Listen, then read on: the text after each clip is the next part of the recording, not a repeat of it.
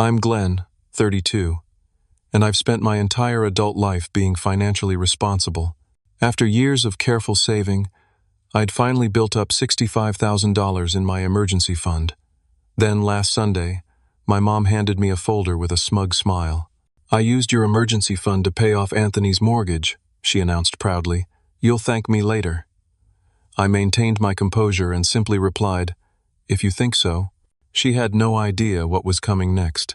Before I continue, let me know where you're watching from in the comments. Hit that like button and subscribe to see how I handled this family betrayal that changed everything. Growing up in Elmhurst, a quiet suburb just outside of Chicago, our family dynamic was clear from early on. My father worked as a construction foreman, putting in 60-hour weeks to provide for us. He was the one who taught me the value of financial responsibility. Save first, spend later, he would always say while helping me set up my first savings account when I was just 8 years old. Every birthday and Christmas, half of any money I received would go straight into that account.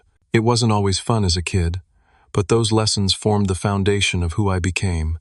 My brother Anthony, 3 years older than me, somehow escaped these lessons entirely. While my father tried to instill the same values in him, my mother undermined these efforts at every turn. Anthony wanted the latest video game console. Mom would buy it, even when Dad said no. Anthony crashed his first car 6 months after getting his license. Mom convinced Dad to help buy another one. "Your brother just needs a little more support," she would tell me whenever I pointed out the double standard. "You're naturally more responsible." After high school, I pursued a finance degree at the University of Illinois. I worked part-time throughout college, applied for every scholarship possible, and graduated with minimal student debt. My summers were spent doing financial internships rather than traveling or partying. Meanwhile, Anthony dropped out of Northern Illinois University after 3 semesters, having spent more time at parties than in classes. My first job was an entry-level position at a financial services firm in downtown Chicago. I lived with 2 roommates in a cramped apartment and took the L to work every day to save on expenses. I brown-bagged my lunch, limited nights out with coworkers, and systematically paid off my student loans. By 27, I was completely debt-free and had been promoted twice. Anthony's career, if you could call it that, consisted of jumping between sales jobs, never staying anywhere longer than a year. Yet somehow he always drove newer cars than mine and lived in nicer apartments. When he turned 30, Mom helped him with a down payment on a house in Naperville, a beautiful 4-bedroom home he couldn't possibly afford on his commission-only income.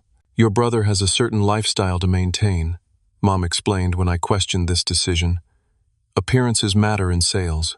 5 years ago, our family dynamics shifted dramatically when my father suffered a fatal heart attack.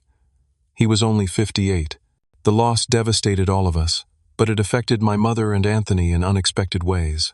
Dad had been the only one who ever said no to Anthony, and without that counterbalance, my mother's enabling tendencies went into overdrive. Dad had been smart enough to maintain a substantial life insurance policy, leaving my mother with $750,000. She asked me to help her manage this money, and I spent weekends setting up appropriate investments to ensure her financial security. I created a balanced portfolio that would provide income while preserving capital, explaining every decision so she would understand the reasoning. Within the first year after Dad's death, Mom had given Anthony nearly $100,000 for various emergencies, a term that seemed to cover everything from property taxes he hadn't budgeted for to an elaborate vacation to Hawaii because he needed to. Distress. Meanwhile, my own career continued to advance. I became a certified financial advisor and built a solid reputation with clients. Last year, I received a significant promotion and bonus, which allowed me to finally reach my goal of establishing a $65,000 emergency fund, 6 months of expenses, which is what I recommend to all my clients. I had recently purchased a comfortable 2-bedroom condo in Lincoln Park. Nothing extravagant, but it was mine, and I had converted the 2nd bedroom into a home office where I kept all my financial documents in a locked filing cabinet. My mother had an emergency key to my place, something I never thought would be problematic. She had visited occasionally, usually bringing home-cooked meals or household items she thought I might need. "I worry about you working so hard," she would say during these visits, while simultaneously praising Anthony for his latest impulsive purchase or career change. The double standard had become so normal that I rarely commented on it anymore. Despite the family dynamics, I maintained regular contact with both my mother and Anthony. Sunday dinners at Mom's house had become our tradition after Dad passed away. It was during one of these routine family gatherings that everything came crashing down. That fateful Sunday started like any other family dinner. I arrived at Mom's house around 4 in the afternoon, bringing a bottle of her favorite wine and a dessert from the bakery near my condo. I expected a quiet evening of catching up and enduring the usual subtle comparisons between my boring life and Anthony's exciting one. When I pulled into the driveway, I immediately noticed Anthony's brand new Lincoln Navigator parked in the spot where Dad used to park. The vehicle couldn't have been more than a few weeks old, still sporting temporary tags. This struck me as odd since just the previous month, Anthony had called me asking for advice because he was struggling to make his mortgage payments. "Business has been slow," he had claimed. "The commission structure changed, and I'm feeling the squeeze." I had suggested he look into refinancing options, or possibly downsize from the house that was clearly beyond his means. He had brushed off my advice, saying, "Things will pick up soon. They always do." Yet here he was with what had to be an $80,000 SUV sitting in the driveway. I tried to push away the familiar feeling of frustration as I rang the doorbell. Anthony himself opened the door, looking more relaxed than I'd seen him in months. "Little brother," he exclaimed, pulling me into a bear hug that smelled of expensive cologne. "Perfect timing. Mom just took the lasagna out of the oven." Throughout dinner, I couldn't help but notice the strange atmosphere. Anthony was unusually cheerful, making jokes and refilling wine glasses with enthusiasm. Mom kept giving him knowing glances, and both of them seemed to be sharing a secret that excluded me. "So how's the new job going?" I asked Anthony, genuinely curious about what could be financing the luxury vehicle outside. "Oh, same company, but things have really turned around," he said vaguely, exchanging another meaningful look with Mom. As we finished dessert, Mom suddenly stood up. "I have something for you, Glen," she said, disappearing into her study. When she returned, she was holding a manila folder. "What's this?" I asked as she placed it in front of me. "Open it," she instructed, remaining standing over me with an expression I can only describe as smugly satisfied. Inside was a printout of my bank statement, showing a withdrawal of $65,000, the exact amount of my emergency fund. Paperclipped to it was a mortgage statement for Anthony's house, showing a payment of the same amount, marked as payoff amount. I looked up, confused and beginning to feel a creeping sense of dread. "Mom, what is this?" "I used your emergency fund to pay off the remainder of Anthony's mortgage," she announced proudly, as if she had just told me she'd enrolled me in a surprise vacation. "You'll thank me later. Family helps family, and Anthony needed it more than you do. He has a family to support." Anthony had divorced 3 years ago, but had custody of his 2 children every other weekend. Somehow, in my mother's mind, this constituted having a family in a way that justified stealing from me. I felt the blood drain from my face as I struggled to maintain my composure. The room seemed to tilt slightly, and I gripped the edge of the table to steady myself. 1,000 questions raced through my mind. How did she access my account? How was this even possible? "You don't need all that money just sitting there," my mother continued, apparently interpreting my shocked silence as contemplation rather than horror. "Your brother was about to lose his house, and now he's secure. Isn't that wonderful?" Anthony at least had the decency to look slightly uncomfortable, though not nearly as distressed as someone who had just benefited from theft should be. "How did you get access to my account?" I finally managed to ask, my voice sounding distant even to my own ears. "I know where you keep your financial information, honey," Mom said dismissively. "I'm still your mother. I was just looking out for both my boys." The realization hit me like a physical blow.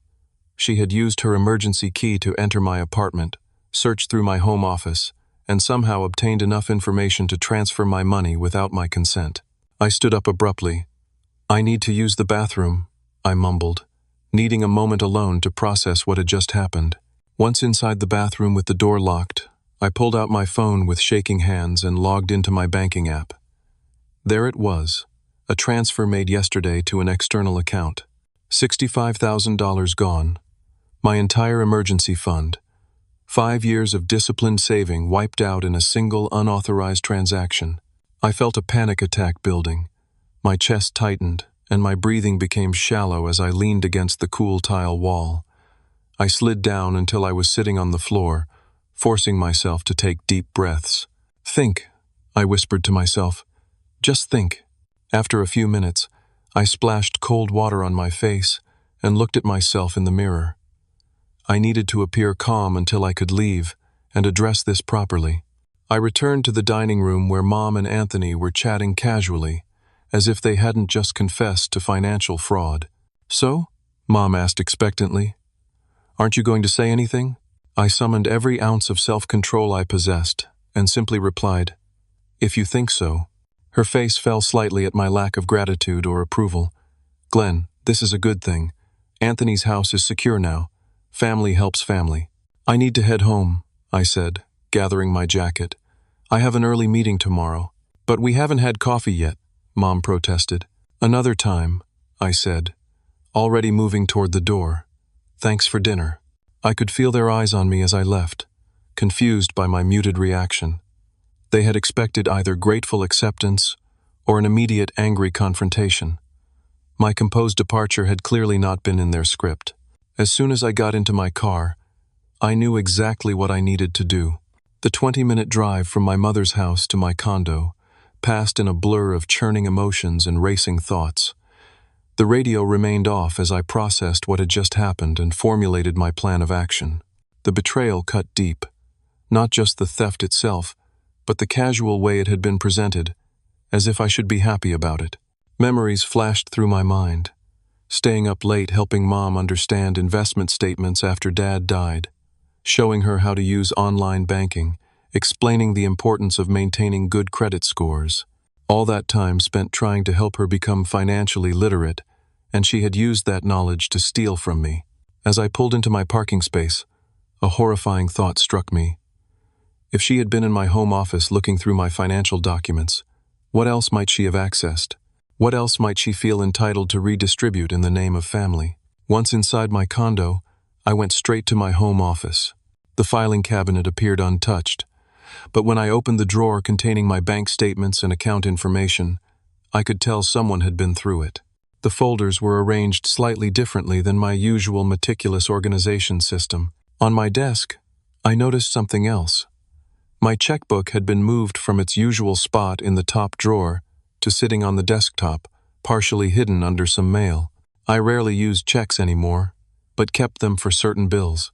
Flipping through the register, I saw nothing unusual, but the fact that it had been moved confirmed my suspicions about how she had gathered my account information.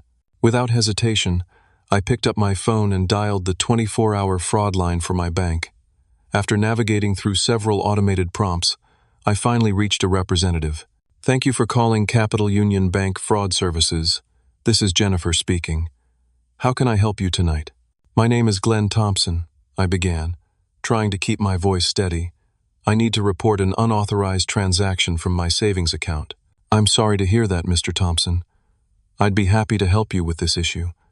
Can you verify the last 4 digits of your Social Security number and your address for security purposes? After completing the verification process, I explained the situation as clearly and factually as possible. Yesterday, someone transferred $65,000 from my savings account without my authorization. I just discovered this a few hours ago. I see the transaction you're referring to, Jennifer confirmed after a brief pause. This was quite a large transfer. Do you know who might have made this transaction? This was the difficult part. Yes, my mother. She admitted to me tonight that she accessed my financial information without permission and initiated the transfer. There was a slight pause on the line. I knew how it sounded. Reporting my own mother for fraud wasn't something the representative likely heard every day. I understand this must be a difficult situation, Mr. Thompson, Jennifer said, her voice softening with sympathy. To clarify, you're saying your mother accessed your account information without your consent and transferred funds without your authorization? That's correct, I confirmed. She used an emergency key to enter my apartment when I wasn't home, went through my financial documents, and somehow managed to transfer the money. She then used it to pay off my brother's mortgage. Thank you for that information. I'm going to flag this as a fraudulent transaction right away, Jennifer assured me. Given the circumstances and the amount involved, we'll need to open an investigation. The good news is that since the transaction was recent, we have a good chance of reversing it, especially with your clear statement that it was unauthorized. What do I need to do next? I asked. I'm sending a fraud claim form to your email right now. Please fill it out with as much detail as possible and submit it as soon as you can. Also, you should consider filing a police report. I know that might be difficult given that it's a family member, but it helps establish the seriousness of your claim. I hesitated at the mention of a police report. Despite everything, the thought of potentially getting my mother arrested gave me pause. Jennifer seemed to sense my hesitation. The police report is recommended, but not absolutely required in your case, since you've identified the person and have their admission. However, you should be aware that without it, the investigation might take longer. I understand, I replied. I'll complete the fraud claim form tonight. One more thing, Mr. Thompson. I strongly recommend that you change all your passwords, request new bank cards, and consider opening new accounts. If someone has accessed your financial information once, there's a risk they could do so again. After ending the call with Jennifer, I immediately called my friend Scott, who happened to be an attorney specializing in financial crimes. Glen, it's nearly 10 o'clock. Everything okay? Scott answered, sounding concerned about the late call. Not really, I admitted, before explaining the entire situation. Scott listened without interruption until I finished. First of all, I'm really sorry this happened to you, he said. Family financial abuse is more common than people realize, but that doesn't make it any less serious. Your bank was right. You have a strong case for fraud, and the transaction should be reversible. Should I file a police report? I asked, still conflicted about escalating the situation to that level. Legally speaking, yes, you should. It strengthens your case significantly, but I understand your hesitation, Scott replied. Here's what I suggest. Proceed with the bank's fraud investigation and give them your statement about the unauthorized access. Document everything. The admission from your mother, the timing of events, any evidence you have of her entering your apartment without permission for this purpose. What about my apartment security? She still has a key. Change your locks first thing tomorrow, Scott advised without hesitation. You're also within your rights to install security cameras, especially near your home office, not just for potential future incidents, but to document any attempts to confront you at home. After thanking Scott for his advice, I spent the next 2 hours completing the detailed fraud claim form, attaching screenshots of my account statement showing the unauthorized transfer. I also took photos of my slightly disturbed filing system as evidence that someone had been searching through my financial documents. Before going to bed, I changed all my online banking passwords, ordered new credit and debit cards, and set up additional verification steps for any future large transactions. I also ordered a simple security camera system with next-day delivery and scheduled a locksmith to come first thing in the morning. As I finally lay in bed, exhausted but too wired to sleep, I made the conscious decision not to call or text either my mother or Anthony. Let them wonder about my unusually calm reaction. The bank would be making contact soon enough, and I wanted to be strategic rather than emotional about what would inevitably become a major family conflict. Little did I know just how quickly things would escalate the following day. Monday morning arrived after a night of fitful sleep. I called my office first thing and requested a personal day, explaining to my manager that I had an urgent family situation to handle. Having never taken unexpected time off before, my request was granted without question. The locksmith arrived at 8:30 and changed all the locks, providing me with new keys and a sense of security I hadn't realized I was missing. By 9, I had installed the simple security camera system I'd ordered for overnight delivery, positioning one camera to monitor my front door and another facing my home office. At 10:12, my phone rang. It was the fraud department from my bank calling with an update. Mr. Thompson, this is Michael from Capital Union Bank Fraud Investigations. I'm following up on the claim you filed last night. Yes, thank you for calling, I replied, feeling a knot of tension in my stomach. I wanted to let you know that we've completed our initial review of your case. Based on the information you provided and our verification processes, we've determined this was indeed an unauthorized transaction. We've begun the process of reversing the transfer. Relief washed over me. How long will that take? Since we caught this early, and the receiving bank has been cooperative, the funds should be returned to your account within the next 4 to 6 hours. We're also issuing you new account numbers as you requested, and those details will be sent via secure message to your updated email. After thanking Michael profusely, I hung up feeling a weight lift from my shoulders. However, I knew the financial resolution was only the beginning of what would likely be a painful family confrontation. At 11:30, my phone buzzed with a text from my mother. Have you thought more about our discussion last night? Anthony is so relieved. I hope you understand why this was necessary. I stared at the message for several minutes before responding with a deliberately vague, yes, I have. I spent the next hour researching information about financial abuse and family dynamics, trying to prepare myself emotionally for what was coming. Just after 12:30, my phone erupted with my mother's ringtone. Taking a deep breath, I answered, "Hello? What did you do?" Her voice was shrill, almost unrecognizable with panic and anger. The bank just called Anthony saying there's a problem with the mortgage payment. They said, the transaction is being reversed due to a fraud claim. Did you report me to the bank? Despite having anticipated this call, the reality of her indignation still shocked me. There was no recognition that she had done anything wrong, only outrage that I had taken steps to recover my money. I didn't authorize that transfer, I stated calmly. So yes, I reported an unauthorized transaction to my bank. How could you do this to your own family? She demanded, her voice cracking with emotion. I was helping Anthony. That's what families do. They help each other.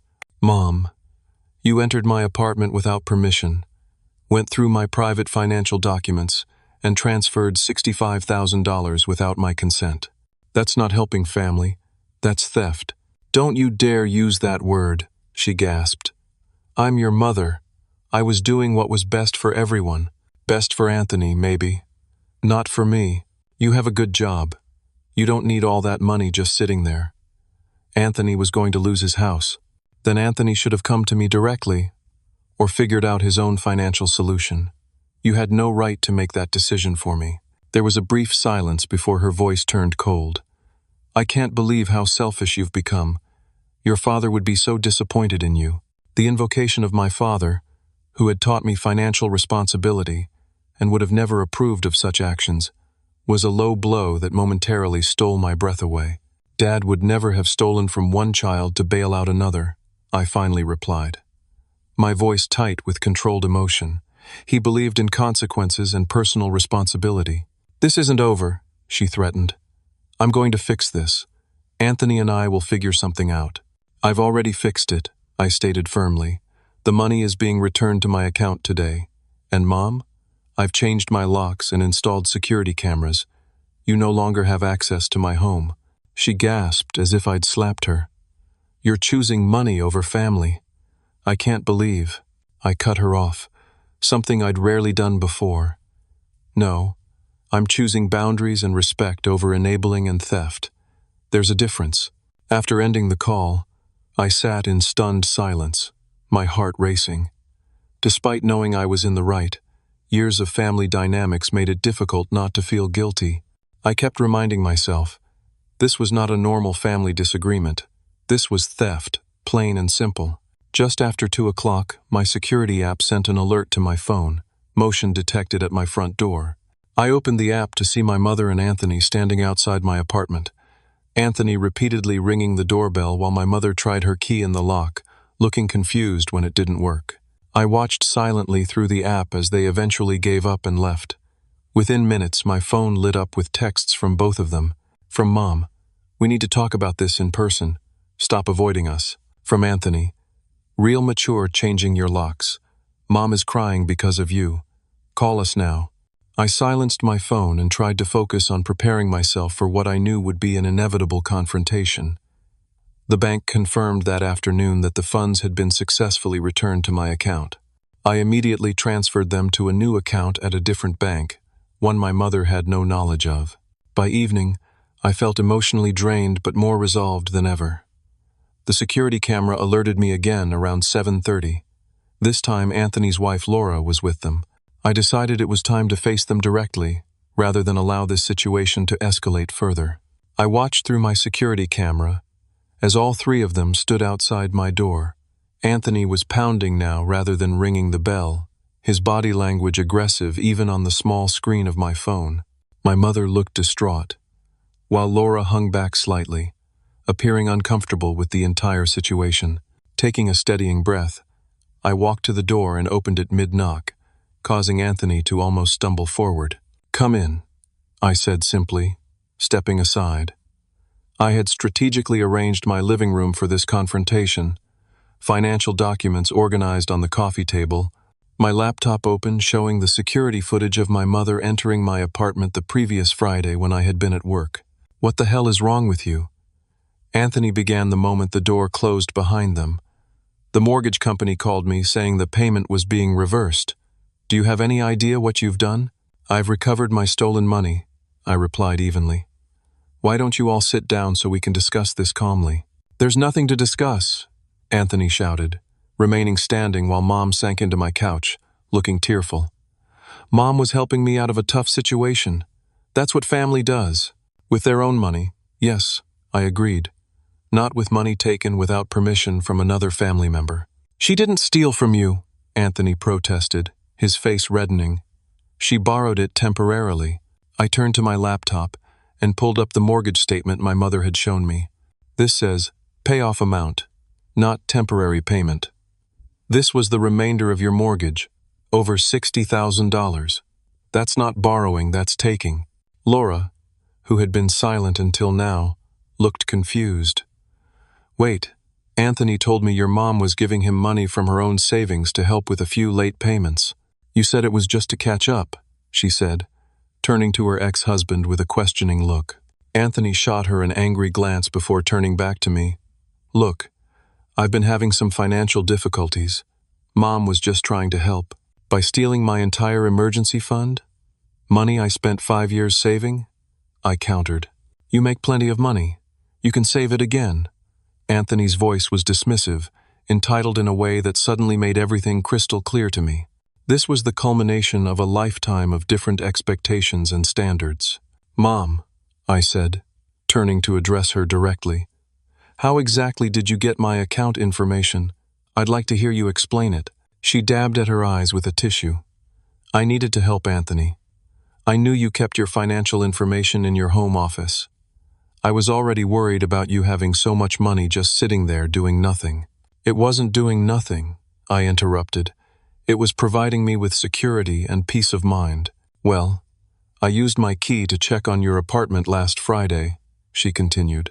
"I was just going to ask you about helping Anthony, but then I saw your bank statements and the amount you had saved, and I made a decision as a mother to help both my children. By stealing from one to give to the other," I stated flatly. "Don't use that word," she snapped, a flash of anger breaking through the tears. I turned my laptop so they could all see the screen. "This is footage from the security camera I installed this morning. It shows you entering my apartment on Friday, spending almost 40 minutes inside, and leaving with papers in your hand. The timestamp shows this happened while I was at work, without my knowledge or consent." My mother's face paled as she watched herself on the screen. "That's invasion of privacy and theft," I continued. "I have every right to file a police report and press charges." "You would have your own mother arrested?" Anthony shouted, knocking a book off my coffee table in his agitation. "I don't want to," I said honestly. "What I want is for both of you to acknowledge what happened here and understand why it was wrong." "Nothing wrong happened," Anthony insisted. "Family helps family. You've always been selfish, hoarding your money while I've struggled with real adult responsibilities." "Like what?" I asked, genuinely curious about what he considered struggles that justified theft. "You make nearly the same salary I do, but you buy luxury cars, take expensive vacations, and live in a house that's far beyond your means. Those aren't struggles, Anthony. Those are choices. Laura had moved to the far side of the room, clearly wanting to distance herself from the situation. Anthony, you told me you were only a couple payments behind. You said nothing about being on the verge of foreclosure. Anthony rounded on her. Stay out of this. You're not even family anymore. Don't speak to her like that in my home, I said firmly. She's the mother of your children and deserves respect.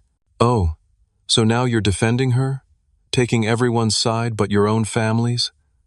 Anthony's voice had risen to a near shout. I'm defending what's right, I replied. And what happened here wasn't right. It wasn't just about the money. It was about trust, respect, and boundaries. My mother stood up suddenly. We can fix this. I'll figure out a way to get you the money back eventually. Just tell the bank it was a misunderstanding. It's already fixed, I explained. The transaction has been reversed. My money is back in my account, a new account, at a different bank. What? Anthony looked genuinely shocked. But what about my mortgage? That's your problem to solve, I said. Just like it was before Mom decided to steal my money. Anthony's face contorted with rage.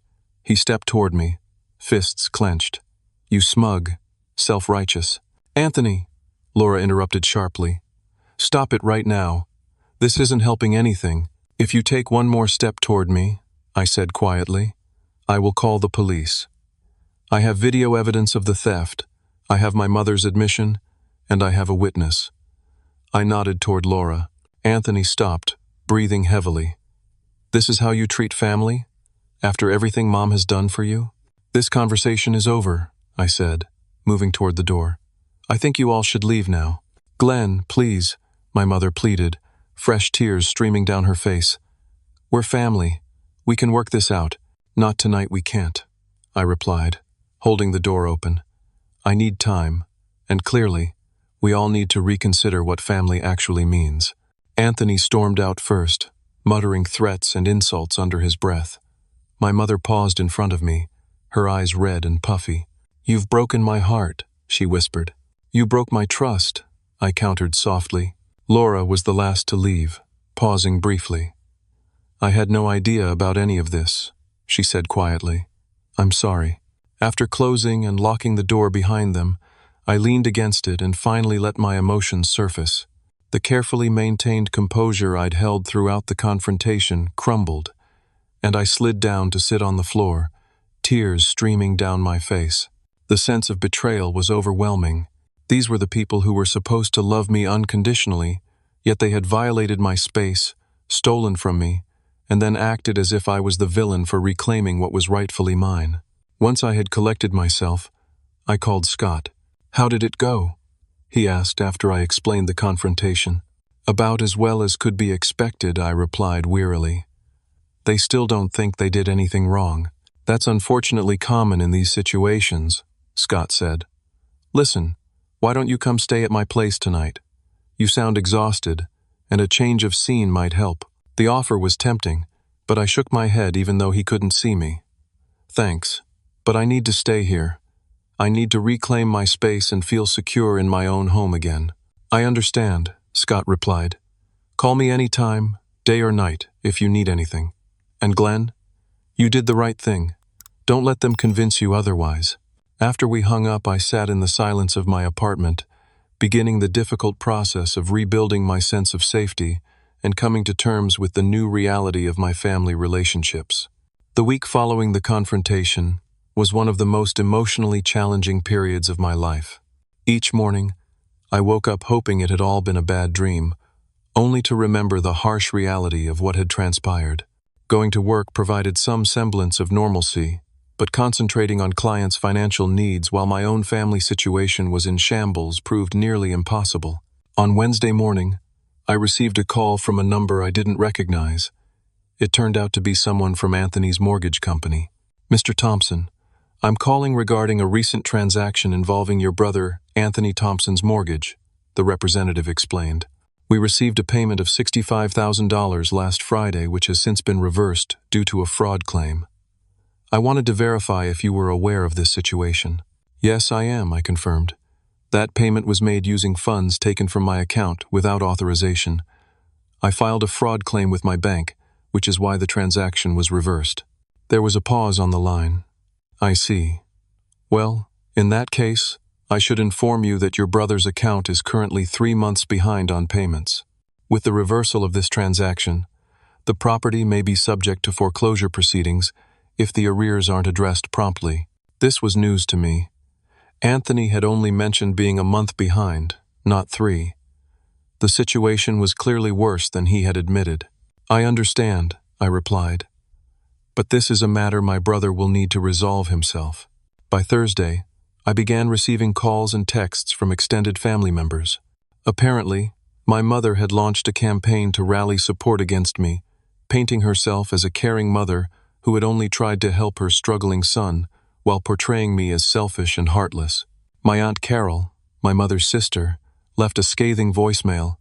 "Glen, I can't believe you would do this to your own mother. After everything she sacrificed for you, this is how you repay her? By humiliating her and putting your brother at risk of losing his home? You need to make this right." On the other hand, my father's brother, Uncle Jack, called with a completely different perspective. "Glen, I just got off the phone with your mother," he began. "She gave me her version of events, but something didn't add up. I wanted to hear your side before forming any opinions." I explained the situation in detail, including the unauthorized access to my apartment and accounts. "That sounds like something your mother would do," Uncle Jack sighed. "She's always favored Anthony and made excuses for him. Your dad used to talk to me about it. He was worried about the pattern but never found a way to break it." Uncle Jack's support meant more than I could express. "I feel like I'm the villain in their story," I admitted. "You're not," he assured me. "What they did was wrong on every level. Standing up for yourself doesn't make you the bad guy. Your father would be proud of you." By Friday, I'd learned from Uncle Jack that my mother was facing financial problems of her own. In her determination to save Anthony's house, she had apparently promised him the money before she had actually secured it, assuring him she would figure it out. When she discovered the size of my emergency fund, she saw it as the solution to a promise she couldn't otherwise fulfill. "She's been giving Anthony money regularly for years," Uncle Jack explained. "Your dad had put limits on how much she could give him, but with your father gone, well, there's been no restraint. I suspect she's depleted a significant portion of the life insurance money already." The revelation wasn't entirely surprising, but it was disappointing. My careful financial planning for my mother had been undermined by her own enabling behavior. On Saturday morning, my doorbell rang. Through the security camera, I saw Laura standing alone outside my apartment. After a moment's hesitation, I buzzed her in. "I'm sorry to show up unannounced," she said when I opened the door, "but I felt I needed to talk to you directly." I invited her in, offering coffee which she gratefully accepted.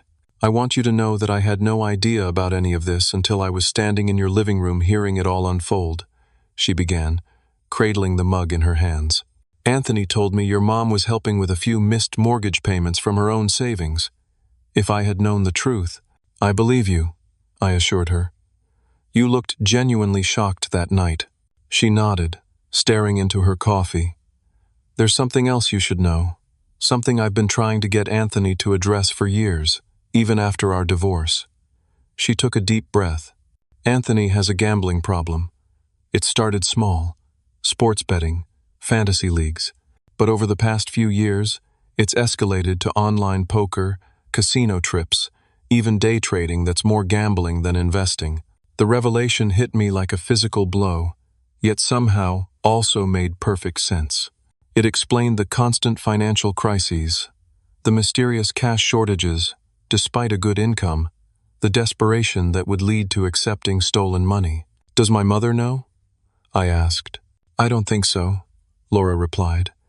"Anthony is very good at hiding it, and your mother, well, she's always been ready to believe whatever explanation makes him the victim of circumstances rather than his own choices." After Laura left, I spent hours reflecting on this new information. While it helped explain Anthony's behavior, it didn't excuse my mother's actions or justify the theft.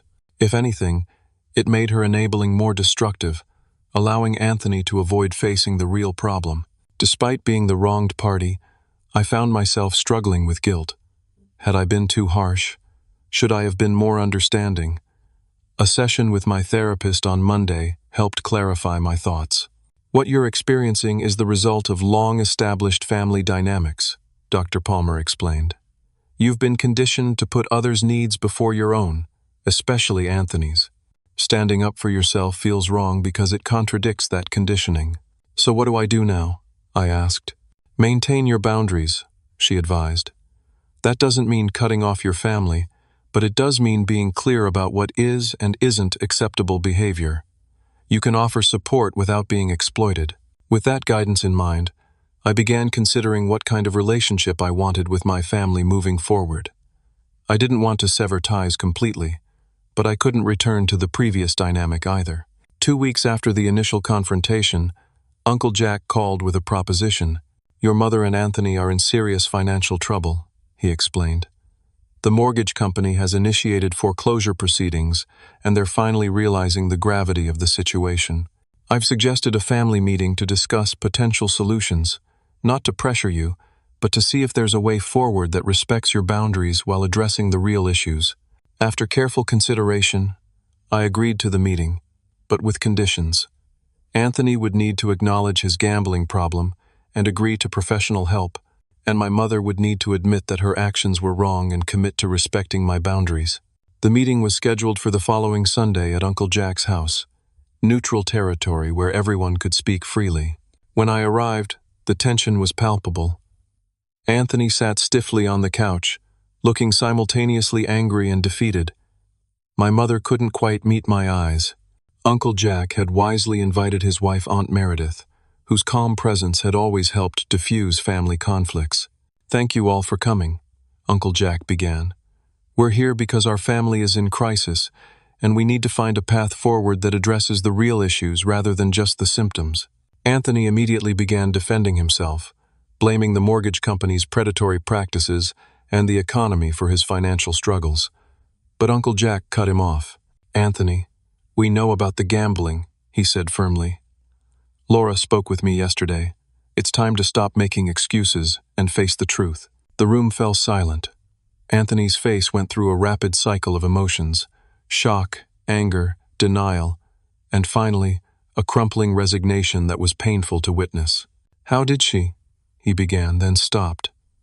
After a long moment, he whispered, I didn't want anyone to know. I thought I could fix it myself. My mother looked genuinely confused. Gambling? What gambling? The next hour was difficult but necessary. Anthony finally admitted the extent of his problem. Tens of thousands of dollars lost, multiple maxed-out credit cards, loans from predatory lenders. He'd been keeping up appearances while his financial life imploded. Too ashamed to admit the truth and too addicted to stop. My mother initially tried to minimize the issue, suggesting it was just a hobby that got out of hand. Uncle Jack firmly redirected the conversation, making it clear that this was a serious addiction requiring professional intervention. Gradually, as the reality sank in, my mother's defensive posture began to crumble. She looked older and more vulnerable than I'd ever seen her, as she finally turned to me. I was wrong, she admitted quietly. I was so focused on helping Anthony that I didn't consider what I was doing to you. I violated your trust and your space. I'm sorry, Glen. Truly sorry. The apology wasn't perfect, but it was a start. The first acknowledgement that her actions had been harmful rather than helpful. What happens now? Anthony asked, sounding lost. Now we deal with reality, I replied. All of it, not just the parts we want to see. 6 months after that pivotal family meeting, much had changed in all our lives. I had moved to a new apartment in a secure building with 24-hour doorman service, not just because of what happened with my family, but because the incident had made me realize how vulnerable I'd been. My new place was actually closer to my office, and offered amenities my old condo hadn't, so in some ways, the forced change had been positive. My emergency fund had been fully restored, now housed in a different bank, with additional security measures in place. I'd also revised my entire approach to financial documentation, keeping sensitive information in a small home safe and utilizing encrypted digital storage for backups. The relationship with my family had evolved into something I would describe as cautiously optimistic. We maintained contact but with clearly established boundaries. Sunday dinners were no longer a weekly obligation, but happened about once a month, usually at Uncle Jack's house where the neutral territory helped everyone stay on their best behavior. Anthony had initially resisted the idea of treatment for his gambling addiction, insisting he could handle it on his own. But faced with the impending foreclosure of his house and the potential loss of visitation rights with his children, Laura had threatened legal action if he didn't get help. He finally agreed to enter a recovery program. The process hadn't been smooth. He'd had several relapses in the early months, but he was now actively participating in Gamblers Anonymous and working with a therapist who specialized in addiction. He'd had to sell his house and luxury car, moving into a modest apartment that better matched his actual financial situation. My mother had perhaps faced the most difficult adjustment. For decades, her identity had been wrapped up in being the maternal rescuer, the one who could fix any problem for her children, especially Anthony. Being forced to recognize how her enabling had contributed to his problems rather than solving them had shaken her to her core. At Uncle Jack's suggestion, she had started seeing a therapist of her own to address these patterns. She'd also joined a support group for families of people with gambling addictions, where she was slowly learning the difference between helpful support and harmful enabling. Our relationship remained somewhat strained, but was improving gradually. The first time she asked permission before stopping by my new apartment, rather than assuming her maternal status granted automatic access, represented a significant step forward in respecting boundaries. Uncle Jack had emerged as an unexpected father figure in my life. His straight-talking wisdom and unwavering support had been crucial during the most difficult days of the family crisis. We now met regularly for lunch or golf, conversations that often centered around memories of my father and the values he had tried to instill in both his sons. Professionally, the experience had actually enhanced my work as a financial advisor. I now had a deeper, more personal understanding of family financial dynamics and the emotional aspects of money management. Several of my clients had commented on my increased empathy when helping them navigate complex family financial situations. I'd even developed a seminar on financial boundaries in family relationships that had become quite popular among my firm's clients. Without sharing the specific details of my personal experience, I was able to draw on the lessons I'd learned to help others establish healthy financial boundaries with loved ones. One unexpected outcome was my closer relationship with Laura, and by extension, my niece and nephew. With Anthony focused on his recovery, I had stepped up as a supportive uncle, taking the kids to baseball games and science museums on weekends when Laura needed a break. These innocent relationships, untainted by the complications of adult financial entanglements, had become a source of genuine joy in my life. On a personal level, I'd learned profound lessons about the nature of family, boundaries, and self-respect. I had discovered that loving your family doesn't mean allowing them to exploit you, and that sometimes the most caring action is refusing to participate in destructive patterns. The most difficult lesson had been accepting that I couldn't control how others perceived my actions. Some extended family members still viewed me as the villain who had refused to help Anthony in his time of need. I had to make peace with being misunderstood by people who didn't know the full story.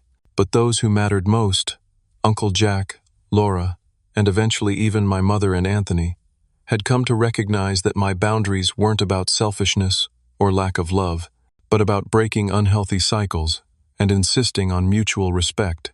At our most recent family gathering, Anthony had pulled me aside for a private conversation.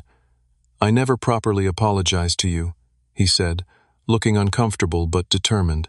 "I was so caught up in my own problems that I couldn't see how wrong it was to take your money. I'm sorry, Glen. Not just for the money, but for years of, I don't know, expecting you to always be the responsible one while I did whatever I wanted." The apology wasn't perfect, but it was sincere, a sign of the personal growth he was experiencing through recovery. The road ahead would undoubtedly have its challenges. Addiction recovery isn't linear, and old family dynamics have a way of reasserting themselves during times of stress. but we were all moving forward with greater awareness and healthier boundaries. If there's one thing this experience taught me, it's that protecting yourself financially isn't selfish, it's essential. Your emergency fund isn't just about money. It's about security, peace of mind, and the freedom to make choices based on what's right rather than what's expedient. Family relationships should be built on mutual respect and support, not exploitation and enablement. Sometimes the most loving thing you can do for someone is to refuse to shield them from the consequences of their actions, allowing them to grow through challenging experiences rather than remaining trapped in destructive patterns. True financial independence isn't just about having money in the bank. It's about having the courage to establish and maintain boundaries, even when doing so is difficult and painful. Have you ever had to establish difficult boundaries with family members over financial issues? How did you handle it? Let me know in the comments below. If this story resonated with you, please hit the like button and subscribe to hear more stories about navigating complex family dynamics. Share this with someone who might be struggling with similar issues.